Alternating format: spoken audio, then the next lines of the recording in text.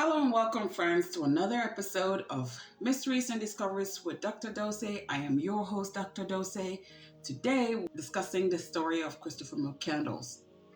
Please come along for the journey. On Sunday, September 6th, in the year 1992, two moose hunters, while hunting in the great Alaskan wilderness, stumbled upon an abandoned city bus. They were 30 miles away from the closest town. They had been following moose tracks in the wild where there were no roads in sight. And if you know Alaska, they were facing some wild elements. So you can imagine the glimmer of hope in their hearts when they saw the city bus. I mean, yes, shelter. They scurried onto the bus, opened it, only to be hit in their faces with an intense, awful stench. This smell was so strong it almost knocked them on their butts. What could it be? A dead animal trapped on there, perhaps?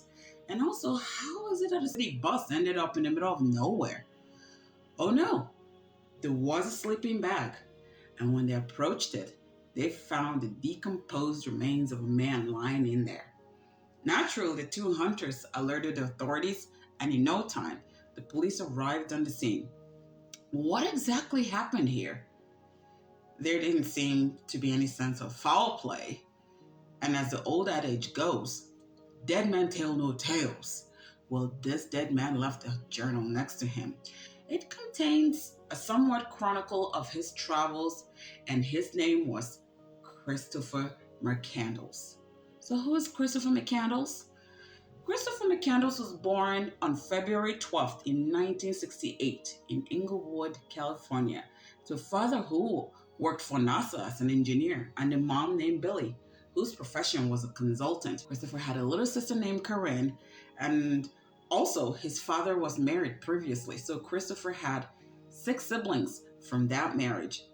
His early life at home was not without its own issues. The parents fought constantly, and that spilled onto their children. In fact, Corinne, who was Christopher's younger sister, will later tell us they were very verbally and physically abused by their parents. One peculiar thing was, after these fights between their parents, Christopher's dad would disappear for lengthy periods of time, but the children would assume dad traveled for work.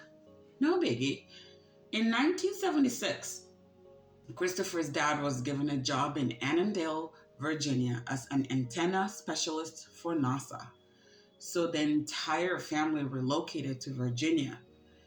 Despite the volatile home space filled with pain and violence, Christopher was an exceptionally gifted student. He excelled in all his studies at school, and in fact, he ran track and cross country in high school. In 1986, he'd go on to graduate from W.T. Woodson High School in Fairfax, Virginia. At the age of 18, high school education completed, he treated himself with a first-time solo trip to California, where he grew up. He went back there to visit old friends and some family members. During this visit, Chris stumbled onto some core-shattering discoveries. You see, his dad had a second family. All those times he left for those lengthy periods, he was spending that time with his first wife and his 6 kids. I mean, dad was living a sweet double life with 2 separate wives. In fact, Christopher discovered he was just a couple of months older than one of his half-siblings. These findings shook him to his core. Nevertheless, Christopher will get into Emory University in Atlanta, Georgia that fall, enrolled into history and anthropology, and in May 1990, he graduated with honors.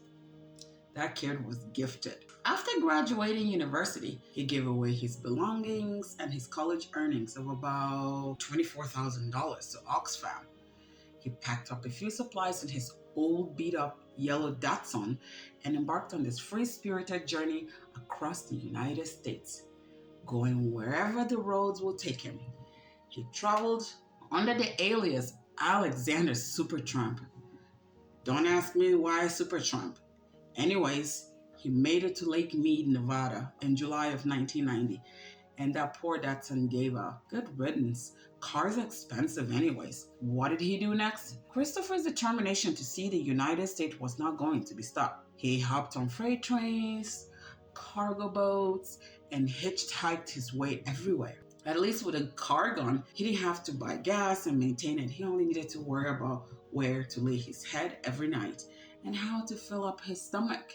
And for a young carefree lad, this was rather simple and doable. When it got a bit tough, he would do odd jobs here and there. For example, he got a ride from Wayne Westerberg, who then offered him a job to help him on his farms. So Christopher took a job with Westerberg Farms and as a grain processing person in South Dakota. He worked frequently in kitchen restaurants when he was tight for cash. He learned leather work from a retired Vietnam veteran. He did a brief stint on the Las Vegas Strip. Basically, he freely traversed his way through the United States all the way down to Mexico. After 2 years of roaming the USA, Christopher decided to venture up north for a different experience. So, in 1992, Christopher hitchhiked his way up to Alaska, right outside of Fairbanks. He hitched a ride with a very experienced outdoorsman who was also a trucker. His name was Jim Gallion. Christopher introduced himself to Jim Gallion as Alexander Supertramp. He was seeking a ride from Fairfax to Denali National Park. Naturally, two humans meeting and riding together, you get to talk. Christopher told Jim Gallion that he was intending to head into the bushes, live off the grid, live off of the land for some months. At first, Gallion thought McCandless, another delusional visitor coming to the Alaskan frontier, but during their 2-hour drive north, Gallion had a new opinion of Christopher. He now understood that Christopher was actually cool.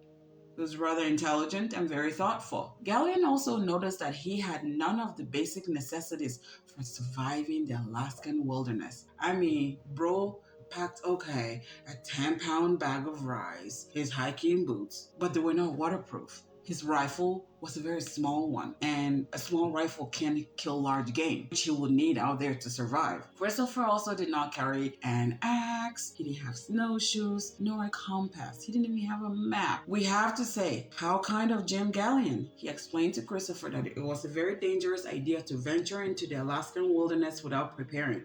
But that's the thing, guys. You cannot convince a determined young man sometimes.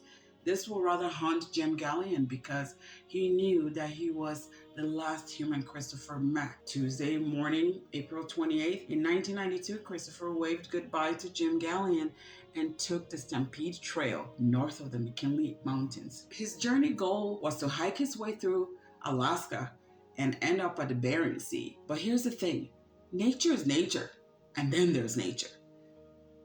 And Alaska is nature. Alaska is tough.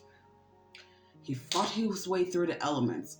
I mean, heavy icy snow that pierces the skin, extremely low temperatures, some lakes and beaver ponds, vicious winds, and ever-shifting weather. After 4 days of this insanity, he saw it for the very first time. Bus 104, an abandoned city bus. Just like the moose hunters who found him, the joy they all felt whenever that city bus came in sight. Home. That's right, he quickly made it his home. So whatever happened to the Bering Sea adventure? Christopher was simply going to, for now, try and stay alive. Food was terribly hard to find. Remember, guys, he was very unprepared for his trip. He didn't even have food.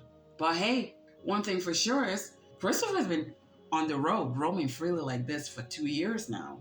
This guy clearly is resourceful, had to be resourceful somehow.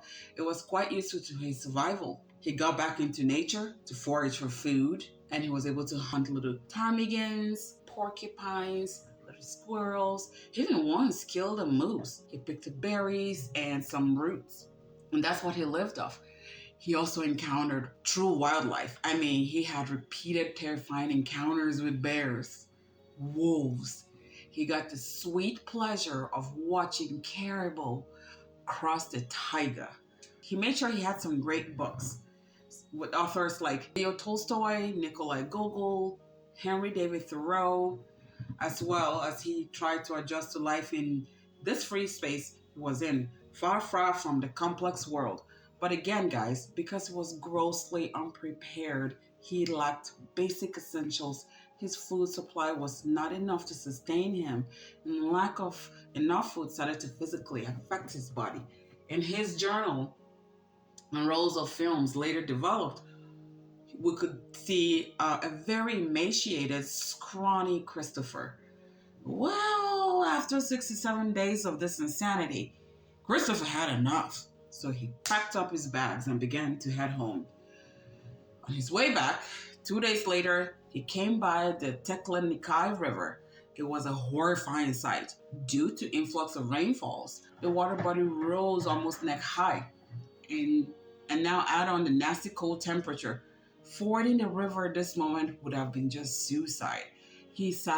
So he had to make the decision to go back to his home and eventually grave Bus 104. But hold on, guys. Here's the thing. About 800 meters down that river, Teklanikai River, there was a cable car. If Christopher was slightly prepared for this venture and packed, say, a map, he would have known that and perhaps survived. But no, again, he came grossly unprepared. When he got back to bus 104, he posted a note on the door of the bus that read, "Attention possible visitors, SOS. I need your help. I am injured and near death and too weak to hike out of here. I am all alone. This is no joke. In the name of God, please remain to save me. I am out collecting berries close by and shall return this evening. Thank you. Chris McCandless." August with question marks. 3 weeks after writing this note, he will die. His final journal entries were not only very telling, but hard to read from another human. On day 94 in his journal entry, he wrote, "Extremely weak, fault of potato seed, much trouble just to stand up, starving, great jeopardy." On day 100, he wrote, "Made it but in weakest conditions of life. Death looms as a serious threat. Too weak to walk out. I have literally become trapped in the wild. No game in sight." He also took a very lovely smiling portrait where he's seen holding a note that said, "I have had a happy life and thank the Lord. Goodbye and God bless all." The photos showed a human who seemed to have found peace and solace after all. Day 107, he wrote, "Beautiful blueberries." Days after that, he will die. 3 weeks later, those moose hunters found him. The coroner ruled the cause of death as starvation. He weighed a staggering 30 kilograms. After the story of Christopher McCandless was written into a book by John Crocker, the title was "The Death of an Innocent." Readers began to share their speculations and giving their little 2 cents about his story. They thought he could have been also killed by ingesting poisonous berries. In fact, John Crocker has spent decades trying to prove the seeds in the potatoes he writes about in his journal entry on day 94. John Crocker took to thorough research to prove this theory. Obsessed much? In 2015, John Crocker published a study that proved the high presence of the anti-metabolite L-carnitine, and this is what contributed to his death. Now, regardless of exactly the mechanism that killed this young man, there's this. What he did was not easy. He lived for 113 days off of the land in a place where there's not a lot of game. And he did very well. Maybe starvation might have killed him. Maybe some poisonous berries killed him.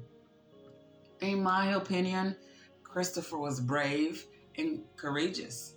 He had a proper education and he could have easily excelled in society, but he didn't want a profession. He chose to live. and live freely he did.